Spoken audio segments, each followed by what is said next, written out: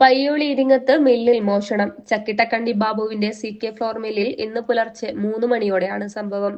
കൊപ്ര സൂക്ഷിച്ച മുറിയുടെ ലോക്ക് കട്ടർ ഉപയോഗിച്ച് പൊട്ടിച്ച നിലയിലായിരുന്നു. തുടർന്ന് നടത്തിയ പരിശോധനയിലാണ് ഒരു ചാക്ക് കൊപ്ര മോഷണം പോയതായി മനസ്സിലായത്.